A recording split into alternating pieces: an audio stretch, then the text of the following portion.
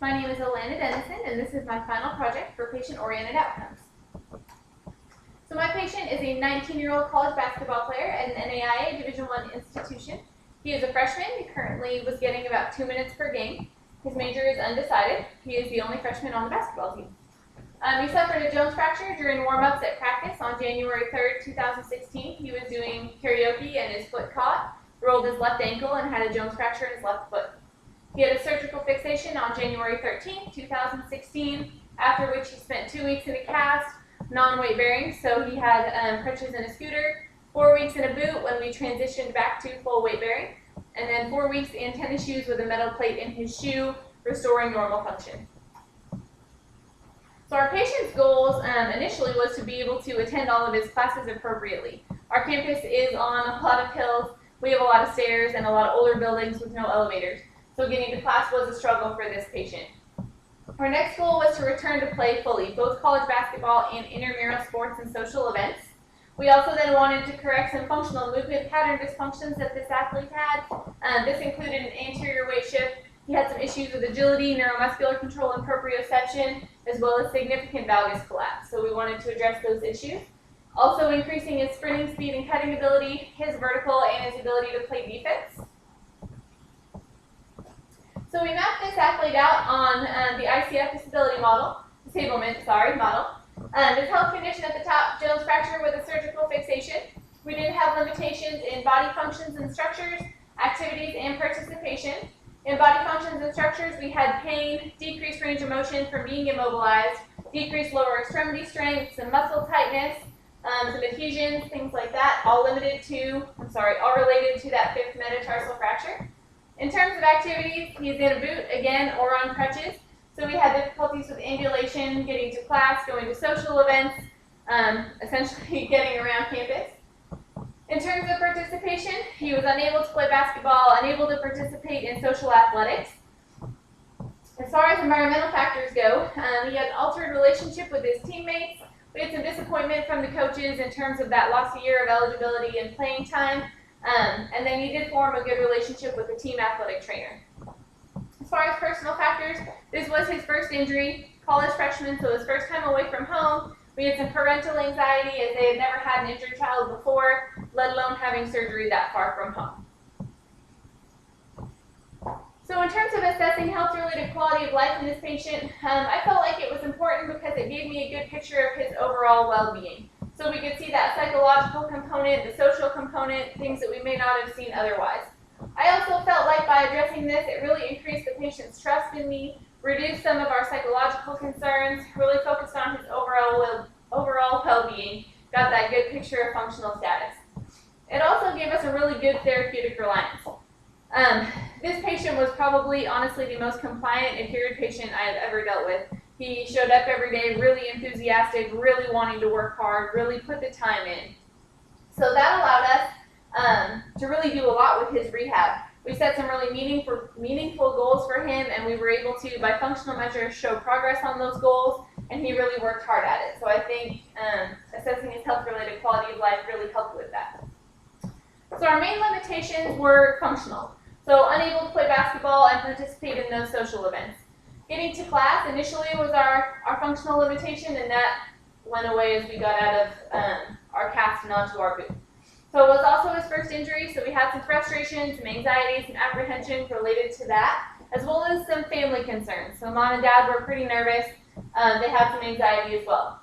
They felt there was a risk he could lose his scholarship, so that also created some stress, and we were able to deal with that and assess that. Honestly, ultimately, this athlete was great. He stayed very positive. We were able to diminish some of his psychological concerns or limitations, and he really did quite well. Our primary reduction, again, was in functional status. So for this, I chose to use the foot and ankle ability measure. I looked at some generic pros as well. I really felt that the athlete fear and avoidance questionnaire fit this athlete well because it was his first injury.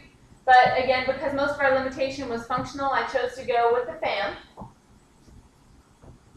So here we see the activities of daily living scale of the FAM. A lot of it deals with ambulation, which again was one of our limitations with this athlete, as well as our recreational activities. And then we see the sports scale, which again our primary concern was getting back to play, getting back to both college basketball and his social athletics. So we see that addressed here. So again, we have two subscales, activities of daily living and sports scale. 21 questions in the activities of daily living scale and 8 in the sports scale. It is scored on a 5-point Likert scale, from 0 being unable to complete the measure, or 4, no difficulty. So that gives us a total score of 84 on the activities of daily living scale and 32 on the sport and recreation scale. We convert those to a percentage out of 100, and on the activities of daily living scale, 95% is considered functional. On the sport and recreation scale, 80% is considered functional. So as far as instrument development, I felt like the use of the sport-specific scale really spoke well to this athlete, as well as all of the ambulation concerns in the activities of daily living. It measured some of our goals very effectively, again, our ambulatory concerns, as well as some of our functional measures, including running, starting and stopping quickly, cutting, jumping, and those were all common goals for this patient. It has undergone the most rigorous reliability testing of all the lower leg measures. So I felt like that was important. It showed good to moderate reliability. It was very valid. They did show some strong correlations between weight-bearing status and the functional measures. So that was important for this athlete. And there is a good correlation between the activities of daily living scale and the sport-specific scale. We didn't find any research for content validity with Jones fractures. However, I did feel based on some of the information that we could draw those conclusions. It is responsive to change. We will address that just shortly. It is interpretable very easily. So again, because we have scores from 0 to 100, 100 being that the patient is fully functional, scored on that Likert scale, it is easy to understand. It's acceptable and feasible, takes a very short amount of time both for the patient and the clinician, and it's easy to understand. I feel like it's important to note that there is a ceiling effect, especially on the activities of daily living scale with athletes, as well as the floor effect. So that is something to consider with the use. So in this scenario, I would have used the FAM on the second day after the injury, as well as taken weekly measurements throughout the remainder of the rehabilitation and used that to guide my clinical decisions. So we could have guided our clinical decisions in 3 ways. Effect size being the primary one. I felt like the limitation in effect size was that it was the hardest to understand. The minimum detectable difference, or MDC, for the FAM was 6 points, and for the FAM score it was 12. So what that tells us is that on the activities of daily living scale, a score change of 6, either way, either an increase or a decrease, shows an actual change has occurred. On the FAM score, that was 12 points. So on the FAM score, a change in 12 points shows us a change has actually occurred. Our minimum clinically important difference, or MCID, shows us that the change that has occurred is important to the patients. So on the FAM activities of daily living scale, a change over 8 points shows that the change was important to the patient, and on the sport scale, a change over 9 points was shown to be important to the patient. So I could use those scores, specifically minimum clinically important difference, to dictate my changes in intervention and determine how this athlete is progressing.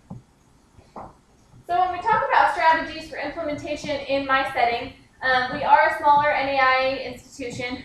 We have 650 athletes with 16 sports. We have a full-time head athletic trainer who has been here for 15 years, and then myself, who is full-time faculty and covers 2 sports, and then we have 5 graduate assistant athletic trainers. We run a clinic-style rehab where our graduate assistants and head athletic trainer oversee the rehabilitation as conducted by students. We get a huge range of injuries because we have such a wide variety of sports. And in terms of benefits of implementation in this setting, I think this would be huge. Because we have students conducting the rehab and observed by graduate assistants a lot of the time, sometimes we have a disconnect between our athletes and our athletic trainers. So I think by using patient-reported outcomes, we can significantly reduce that. We can give the athletic trainers a really good image of how our athletes are doing. I think it can also help guide clinical decision-making, especially for new athletic trainers, can give them a really good image of how they're doing. With that, also give them some professional evaluation, kind of help them take that inward look at how they're doing, and can also make our care a little more patient-centered. so we get that bigger picture of how our athletes are really and truly doing. The big barriers with our setting are time. Again, we see a lot of athletes in a short amount of time in our morning clinic, so time for both the patient and the clinician are a concern. Resistance to change is a big one. Most of our staff outside the graduate assistants, being our program director, clinical coordinator, and head athletic trainer, have been here a very long time. And so we're a little set in our ways. So resistance to change will be a big issue. It can also be overwhelming for graduate assistants and students as it generates a lot of information, is a lot of paperwork. And we have a significant lack of education, so we don't really understand how to use them or when we should use them. So to start, we need to educate. Educate especially on the benefits. I think we can really show our athletic trainers how important this is and how useful it could be in our setting. We can also come up and show them some of the solutions to the barriers, specifically the time barrier, and finding appropriate measures that don't take very long to implement. We also may be able to identify other barriers or areas of concern and clear those up. We have increased our content in our athletic training program, which is good. So we will also have some staff education occurring in August to actually begin implementing these. And I feel we will use the global rate of change measure for all of our athletes. I think that would be a really appropriate way to start, to kind of get a really basic idea of how these measures can help us and what we can do with them. The short form 36 and athletic fear avoidance questionnaire are two general measures that we have decided will be easy to implement and give us good information. And then we'll have some specific measures depending on the injury or condition. We are fortunate here to have some good resources. So we have iPads and tablets that we will use for data collection, cutting back on time for both the patient and the athletic trainer, which is helpful for our time barrier. And our education hopefully will clear up some of the overwhelming lack of understanding of use barrier. So that is our strategy for implementation. Thank you for watching my presentation. I hope you have a great day.